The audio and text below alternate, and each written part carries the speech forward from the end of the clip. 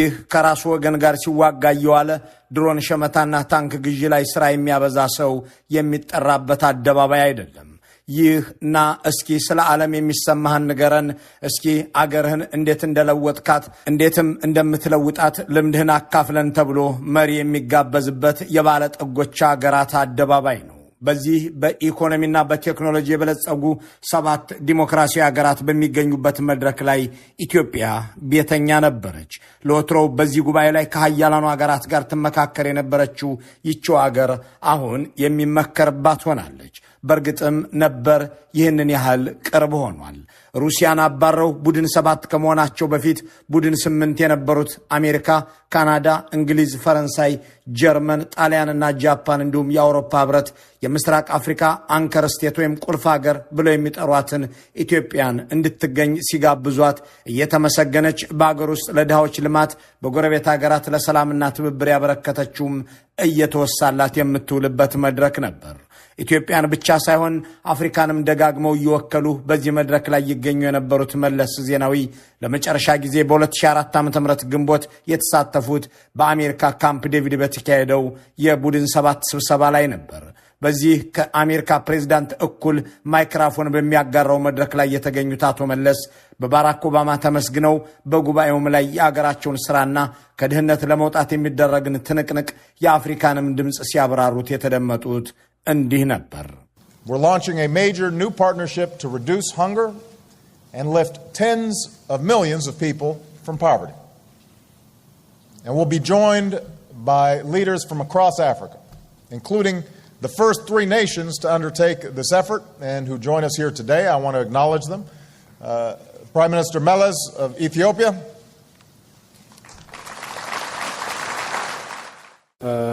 This challenge was of enormous significance not only to Ethiopia, but also to the image of the continent as a whole. እንዲህ ያሉትን መድረኮች በመሪዎቿ ሴራና ጦረኛነት ያጣችው ኢትዮጵያ ዘንድሮም የ2026ን የቡድን 7 ጉባኤ አልተጠራችበትም። እሷ በሌለችበት ስለ ኢትዮጵያ ለመምከር የተጠሩት የግብፁ ኤልሲሲ ናቸው። የዘመናችን የምስራቅ አፍሪካ አውራ ሀገር ኬንያ ደግሞ ቀጣናውን መምራት ከኢትዮጵያ ወስዳለችና ደግሞም ዊልያም ሩቶ በህዝባቸው ላይ እንደ አብይ አህመድ ድሮንና ዲሽቃ ሲተኩሱ የሚውሉ አይደሉምና ምርጫ በሚል ማጭበርበሪያ ቢሊዮን ዶላር ሲያጠፉ የሚታዩ አይደሉምና ተጋብዘዋል። ጊዜና ሁኔታዎች የሚቀያየሩበት መንገድ በእርግጥም አስገራሚ ነው። ከ8 ዓመታት በፊት የቡድን 7 ሀገራት ጉባኤ ኢትዮጵያ ሐሳቧን የምትጠየቅበት ስለ አፍሪካም የምትናገርበት መድረክ ነበር። በብልጽግና ዓመታት ደግሞ እነዚሁ ሀገራት ስለዚህች ኢትዮጵያ ስለተባለች ሀገር የጸጥታ ሁኔታዋ የሚመክሩበት፣ ስለሚገደሉ ህዝቦቿ፣ ስለተራቡ ዜጎቿ የሚወያዩበት፣ ረሃብና አስገድዶ መድፈር ታውጆባቸው ይህም እንደ ድሮና ታንክ እያገለገለ ነው እያሉ የሚወያዩበት ሆኗል። የህዳሴ ግድብንና የአባይ ወንዝን አጀንዳ የሚያደርጉ መሪዎችም የሚገናኙበት ነው። እዚህ ጋር ልብ እንበል፣ የህዳሴ ግድብም ሆነ የአባይ ወንዝ አብይ አህመድ የተባሉ ሰው ስልጣን ላይ እስኪመጡ ድረስ በቡድን 7 አባል ሀገራት መሪዎች አንድም ጊዜ አጀንዳ ሆኖ ያውቅም። ምክንያቱም ኢትዮጵያ የማትደፈር ስሟንም በከንቱ ሊነሳ የማይችል አገር ሆና አድርጋ ነበር። ለወትሮ በዚህ ጉባኤ ላይ ከሀያላኑ ሀገራት ጋር ትመካከር የነበረችው ይቺው ሀገር አሁን የሚመከርባት ሆናለች። እነዚሁ የቡድን 7 አባል ሀገራት የኢትዮጵያ ጉዳይ የሚያሳስባቸው ሆነው ሲናገሩ ሰንብተዋል። አሜሪካና የአውሮፓ ህብረት አባል ሀገራት እንዲሁም የተባበሩት መንግስታት ተቋማት ኢትዮጵያ ውስጥ ህዝብ በረሃብና በጦርነት እያለቀ ነው የሚለውን ላለፉት ዓመታት ያለማቋረጥ መክረውበታል፣ መግለጫ አውጥተውበታል። ታቻምናም ከዚያም በፊት ባካሄዱት ስብሰባና ባወጡት መግለጫ የኢትዮጵያ መንግስት በአገር ውስጥ ብቻም ሳይሆን በጎረቤት ሀገራትም እየፈጠረው ያለውን ቀውስ እያወገዙ ገልጸውታል። እንኳን አብይ አህመድን እንደ መለስ ዜናዊና ኃይለማርያም ደሳለኝ ሊጋብዙ እንደ ሩቶና ሲሲ ሊጠሩ ይቅርና የራስን ትግራይ፣ አማራና ኦሮሚያ ክልልን ብቻ ሳይሆን ሶማሊያና ሶማሊላንድንም የምትበጠብጥ ነህ ሲሉ የብልጽግናውን መንግስት የሚተቹበት መድረክ ሆኗል። ከአሜሪካ እስከ እንግሊዝ፣ ከጀርመን እስከ ጃፓን፣ ከፈረንሳይ እስከ ካናዳና ጣሊያን በጋራ ያወጡት መግለጫ እንደ ተራ ነገር የሚታይ አይደለም። እነዚህ ሀገራት 40 በመቶውን የዓለምን ኢኮኖሚ የሚቆጣጠሩ ናቸው። 60 በመቶዎቹ የጸጥታው ምክር ቤት አባላት እነሱ ናቸው። ከሰባቱ 6ቱ 32 ሀገራትን ባሰባሰበው የሰሜን ጦር ቃል ኪዳን ድርጅት ኔቶ ውስጥ መስራችና አድራጊ ፈጣሪ ናቸው። ሰባቱም ሀገራት የዓለምን የንግድ ኢኮኖሚ ከተቆጣጠሩት 10 ሀገሮች ውስጥ አሉበት። ሰባቱም ነዳጅ በከፍተኛ ደረጃ በማምረት ከሚታወቁ 10 ሀገራት ውስጥ የተካተቱ ናቸው። እናም በእነዚህ ሀገራት መወገዝም ሆነ መጋበዝ ትርጉሙ የበዛ ነው። በዚህ መድረክ ላይ የሚጋበዝ ሀገርና መሪ በዓለም ፊት ያለውን ሞገስና ደረጃም ይጠቁማል። የኢትዮጵያ ተራ ግን መወገዝ ሆኗል። ለወትሮው እየተጠራች ስለ ራሷን ብቻ ሳይሆን ስለ አፍሪካና ህዝቦቿም ትናገርና ትከራከር የነበረችው ኢትዮጵያ ዛሬ ግን በራሷ ህዝብ ላይ በከፈተችው ጦርነትና በጎረቤቶቿ ላይ በፈጠረችው ስጋት ምክንያት የምትወቀስ የምትከሰስ ሆናለች። ይህ ቁጭት ያንገበገባቸው አገር ወዳዶች ያጡትን ነገር ኦዲት በማድረግ ላይ ናቸው። በኦህዴድ ብልጽግናዎች የተሸጠውና የተለወጠው የአገር ጥቅም፣ የታጣው ብሔራዊ ክብርና ዝና አያሌ ነው። ከነዚህ ውስጥ የቡድን 7 መድረክ አንዱ ነው።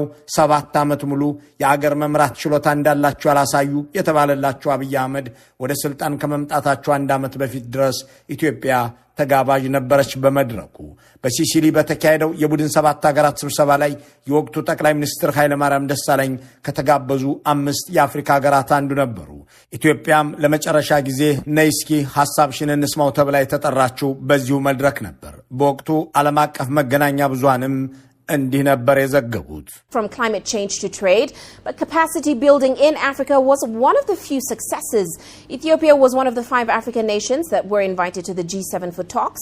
Leaders from 5 African nations, Ethiopia, Kenya, Nigeria, Niger and Tunisia were invited to the G7. በእነዚህ የዓለም ሀያላን ፊት ቆማ የምትናገር ኢትዮጵያ አሁን የለችም። ከዚያ ይልቅ በእነዚህ መሪዎች ህብረትና እነሱ በጋበዟቸው አፍሪካውያን ሙሉ የብልጽግናው አገዛዝ የሚመራት ሀገር የምትወገዝ ሆና ቀጥላለች።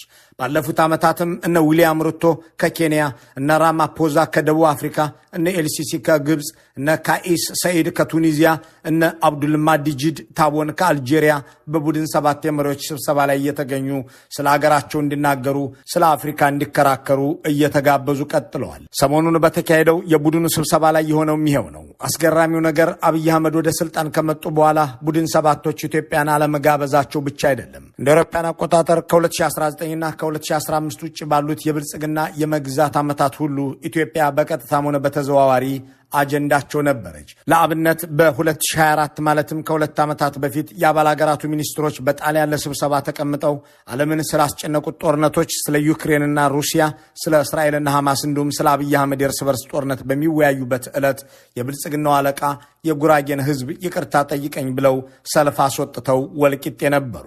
ዓለም እሳቸው በኢትዮጵያ ውስጥና በቀጣናው በፈጠሩት ቀውስ ሊመካከር በተሰባሰበበት ዕለት እሳቸው በበደሉት ህዝብ እንደገና ይቅርታ ሊጠየቁ ወደ ማዕከላዊ ኢትዮጵያ ክልል ሄደው ነበር። ሀያላኑን ያሰባሰበው ክንደ ብርቶቹን ያካተተው የቡድን 7 ስብሰባ ብልጽግና ከመጣ ወዲህ በኢትዮጵያ ችግሮች ላይ የሚመክርና መግለጫ የሚያወጣ ሆኗል ስንል ምን ማለት ነው የሚለውን በጥቂቱ ለመቃኘት ያለፉትን ዓመታት የቡድኑን ስብሰባዎች መርጠን እንመልከት። በ2021 በእንግሊዝ በተካሄደው የአባል ሀገራቱ የመሪዎች ስብሰባ እንደ ደቡብ አፍሪካ ያሉ አፍሪካውያን የተጋበዙበት ሲሆን የአሜሪካው ጆ ባይደን፣ የእንግሊዙ ጠቅላይ ሚኒስትር የነበሩት ቦሪስ ጆንሰን፣ የጀርመን መራሄተ መንግስት የነበሩት አንጌላ ሜርክል፣ የፈረንሳዩ ፕሬዚዳንት ኢማኑኤል ማክሮን፣ የጣሊያን ጠቅላይ ሚኒስትር የነበሩት ማሪዮና የጃፓኑ ጠቅላይ ሚኒስትር የነበሩት ሱጋ ተሳታፊ ነበሩ። በዚያ ስብሰባ ላይ በተለይ በአየር ንብረት ለውጥ አስተዳደርና ተያያዥ ጉዳዮች ላይ ልዩነት ቢኖርም በኢትዮጵያ ቀውስ ላይ ግን የጋራ አቋም አንጸባርቀው ተለያይተዋል። የኢትዮጵያው መንግስት የራሱን ህዝብ ከኤርትራ ዘራፊና ገዳይ ጦር ጋር ተባብሮ እየወጋ መሆኑን፣ ረሃብና አስገድዶ መድፈርን እንደ ጦር መሳሪያ እየተጠቀመ መሆኑን አንስተዋል። ይህንንም ቡድን 7ቶች ስለ ኢትዮጵያ እርስ በርስ እልቂት ሲሉ መከሩ እያሉ የዓለም መገናኛ ብዙሃን ዘግበውታል። Warning of human rights abuses in Ethiopia's Tigray, the G7 nations have... የቡድን 7 አባል ሀገራት በኢትዮጵያ ትግራይ ክልል እየተፈጸመ ያለውን ግድያ፣ የጾታ ጥቃትና በግዳጅ ማፈናቀል አወገዙም። አገራቱ በጋራ ባወጡት መግለጫ የኤርትራ ሰራዊት ከኢትዮጵያ ግዛት እንዲወጣም ጠይቋል። እነዚህ ሀያላን ሀገራት በኢትዮጵያ ላይ እየተፈጸመ ያለውን መልከ ብዙ ጥቃት ይቁም ሲሉም ተናግሯል። በተለይም የኤርትራ ሰራዊት ከኢትዮጵያ ግዛት መውጣት ምንም ቅድመ ሁኔታ ሊቀርብበት የማይገባ ነው ሲሉ ነው አጽንኦት የሰጡበት። Unconditional unverifiable. እንዲህ ያለው ግዘት የገጠመው የብልጽግናው አገዛዝና ጨካኝ ደጋፊዎቹ የሴቶች መደፈር ይቁም በተባለ የለፍቶ አዳሪዎች ሰዎች በየመንደሩ መረሸን ያብቃ በተባለ ጋብዛችሁ ያስገባችሁትን ጦር አስወጡና የራሳችሁን ችግር ራሳችሁት ፍቱ በተባለ ጆ ባይደንም ቦሪስ ጆንሰንም ጁንታ ናቸው እያሉ ህዝብ ያስቁ ነበር። እውነታው ግን የኢትዮጵያ ሞገስ መከስከሱ የአገሪቱ ተደማጭነት ቀርቶ ውግዘት መከተሉ ነበር። ራሷ ስትከበርበት በነበረ መድረክ ስትወገዝ መክረሟም ነበር። በዚያ ሰሞን በአብይ አህመድና በኢሳያስ አፈወርቂ ወንጀሎች ምክንያት የቡድን ሰባት አባል ሀገራት አዲስ ዓለም አቀፍ ህግ እስከ ማርቀቅ ደርሰውም ነበር። እንዲህ ላለ ቁልቁለት እንዲህ ላለ አዘቅት የተዳረገችው ኢትዮጵያ ከጃፓን በስተቀር የቡድን ሰባት አባል የሆኑትም ሆነ ኔቶንም የመሰረቱት ስድስቱ ሀገራት የጦር ህብረታቸው አስገድዶ መድፈርና ማስራብን እንደ ጦር መሳሪያ በሚጠቀሙ ሀገራት ላይ እርምጃ መውሰድ ይገባል የሚል ስምምነት ላይ ደርሷል። የተስማሙት በዚያው በእንግሊዝ በተካሄደው የቡድን አባላቱ ስብሰባ ላይ ነበር። ለዚህ ደግሞ በወቅቱ የብልጽግናው አገዛዝ የጦር ሴት ደፋሪ ሰራዊት ከኤርትራ ጋብዞና ከአገር ውስጥ ማሰማርቶ እኛ የምንደፍረው እኮ በወንድ አካል ነው እያለ የሚዘባበትበት ወቅት ነበር። ከዚያም አልፎ ሚሊዮኖችን ይራባሉ እንጂ እርዳታ አይገባላቸውም ብሎ የዘጋበት ነበርና ቡድን ሰባቶች ማስራብማ ወንጀል ነው ብለው መግለጫ አውጥተዋል። ይህም በዓለም ሚዲያዎች ላይ እንዲህ አጀንዳ ሆኗል።